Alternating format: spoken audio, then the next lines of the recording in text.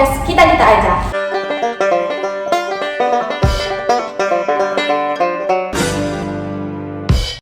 Nah, ini adalah podcast pertama kami dari kelompok 5. Di sini, aku dan juga teman-teman bakalan sharing dan berbagi pengetahuan terkait pembahasan kita kali ini, yakni Undang-Undang Pelayaran. Sebelum kita mulai sharing, kita sampai lupa perkenalkan diri. Perkenalkan, nama saya Tia Adelina Musdarova, mahasiswa Fakultas Hukum Angkatan 22. Saya tidak sendiri di sini, saya ditemani oleh rekan-rekan saya.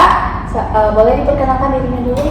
Hai, nama aku Irma Yani, aku mahasiswa Fakultas Hukum Universitas Riau Angkatan 22 dan di sebelah saya ada. Hai, nama aku Fasya Ayu, aku mahasiswi Fakultas Hukum Universitas Riau dan aku juga dari Angkatan 22. Halo, nama aku Siti Hawa Islia, aku dari mahasiswa Fakultas Hukum Universitas Riau dan Angkatan 22 juga. Baik, bagaimana kabarnya teman-teman? Apakah sehat? Alhamdulillah. Maklumlah cuaca di kota kita ini kadang hujan, kadang panas, tapi alhamdulillah semuanya baik-baik aja. Baik, selanjutnya kita akan mulai sesi sharing bersama teman-teman sekalian. Nah, judul kita kali ini tentang pelayaran. Pasti teman-teman di sini tidak asing dengan kata tersebut.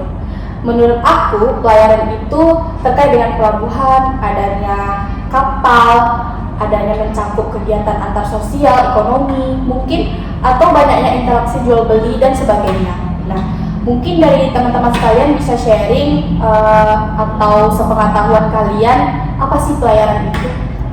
Menurut aku nih ya, pelayaran itu merupakan satu kesatuan sistem yang terdiri atas angkutan di perairan, kepelabuhanan, keselamatan dan keamanan, serta perlindungan di lingkungan maritim, yang mana pengertian itu terkait dalam pasal 1 ayat 1 dalam Undang-Undang Pelayaran.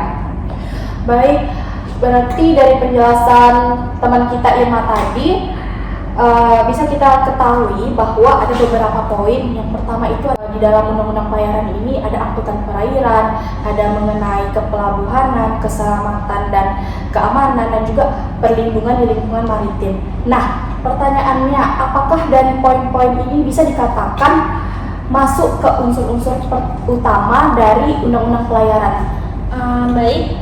Di dalam 4 unsur-unsur ini sebenarnya itu masuk nih di dalam keselamatan dan keamanan pelayaran. Yang pertama kan tadi sudah dibahas juga nih kepada teman kita, kepada Irma kan, mengenai tentang perairan.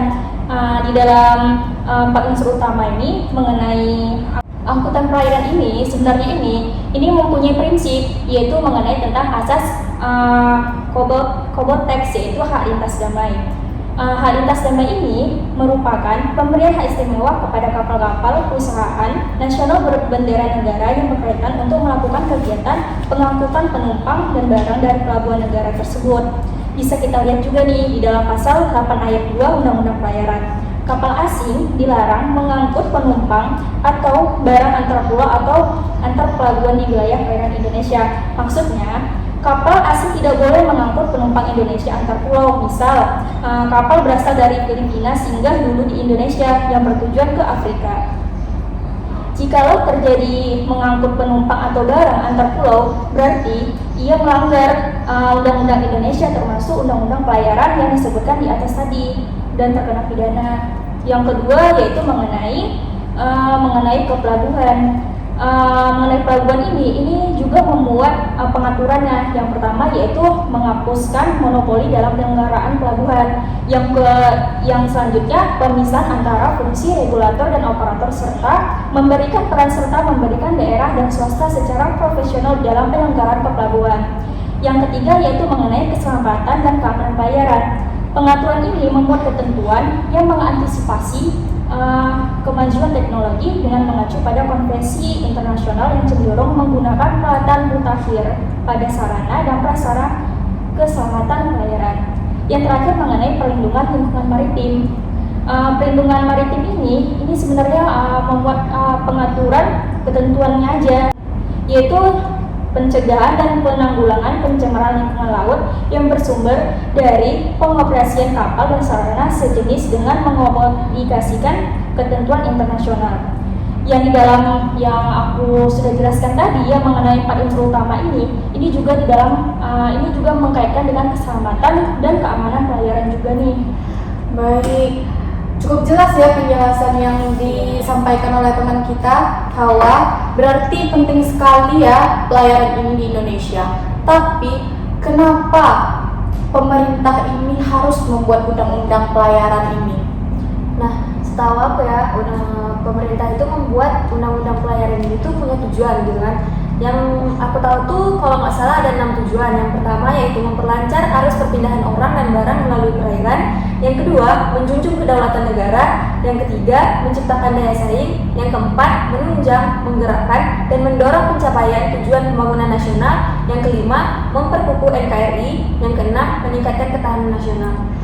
Baik, berarti bisa disimpulkan dari tujuan yang disampaikan oleh teman kita Kasih agar lebih Indonesia ini mempunyai aturan yang lebih baik terkait dengan pelayaran ini. Baik, selanjutnya di sini kalau tidak salah di undang-undang pelayaran ini ada beberapa asas yang tercantum dalam pembahasannya. Apakah teman-teman bisa sharing atau tahu bagaimana pengembangan asas di undang-undang pelayaran ini? Asas di undang-undang pelayaran ini sebenarnya banyak, cuman yang aku jabarkan hanya 3 aja ya. Yang pertama itu ada asas manfaat. Asas manfaat itu pelayaran itu harus dapat memberikan manfaat yang sebesar-besarnya bagi kemanusiaan. Dan yang kedua ada asas usaha bersama dan kekeluargaan, di mana pelayaran harus menyelenggarakan usaha di bidang pelayaran dilaksanakan untuk mencapai tujuan nasional yang dalam kegiatannya dapat dilakukan oleh seluruh lapisan masyarakat dan dijiwai oleh semangat kekeluargaan. Dan yang ketiga itu ada asas persaingan sehat, di mana asas tersebut merupakan penyelenggaraan angkutan di perairan di dalam negeri harus mampu mengembangkan usahanya secara mandiri, kompetitif, dan juga profesional. Baik, oke, jadi bisa dibilang ketentuan umum dari pelayaran ini sudah kita bicarakan di awal tadi. Kita udah ketahui pengertiannya, terus ada juga 4 unsur utama dalam undang-undang pelayaran ini, terus juga udah dipaparkan tujuan oleh teman kita Kasih, dan juga asas-asas yang disebutkan barusan oleh Irma. Nah, jadi apa saja kegiatan pelayaran itu? Apakah ada beberapa jenis kegiatan pelayaran yang diketahui dan dibahas dalam undang-undang pelayaran ini? Ya benar banget ya. Jadi setahu aku kalau nggak salah itu ada mungkin 6 atau 7 ya Irma, kegiatan pelayaran itu. Nah aku di sini bakal jabarin sampai 4 ya. Yang pertama yaitu ada angkutan laut dalam negeri, itu tercantum dalam pasal 8 ayat 1. Nah yang kedua angkutan laut luar negeri, terdapat dalam pasal 2 ayat 1. Yang ketiga itu ada angkutan laut khusus pasal 13 ayat 1. Nah yang keempat itu ada angkutan laut pelayaran rakyat pasal 5 Undang-Undang Pelayaran ayat 1. Nah salah satunya ini aku bakal jelasin yang angkutan laut luar negeri.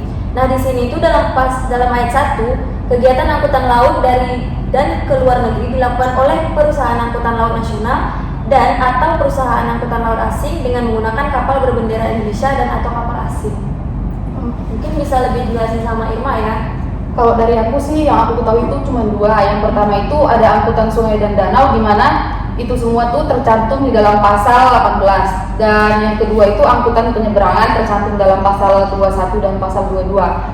Adapun pengertian dari angkutan penyeberangan itu adalah angkutan yang berfungsi sebagai jembatan yang menghubungkan jaringan jalan atau jaringan jalur kereta api yang dipisahkan oleh perairan untuk mengangkut penumpang dan kendaraan besar muatan lainnya.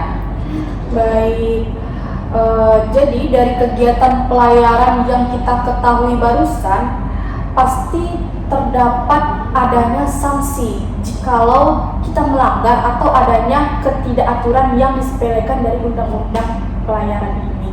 Apakah teman-teman sekalian bisa sharing apa sanksi yang terdapat yang dibahas dalam undang-undang pelayaran tersebut?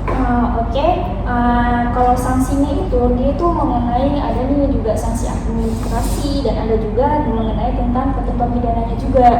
Kalau sanksi administrasi ini juga tercantum nih dalam pasal 225 yang dimana setiap orang yang melanggar ketentuan sebagaimana dimaksud dalam pasal 213 ayat 1 dan ayat 2, pasal 214 atau pasal 215 dikenakan sanksi administrasi yang berupa peringatan, pembekuan izin atau pembekuan sertifikat dan pencabutan izin.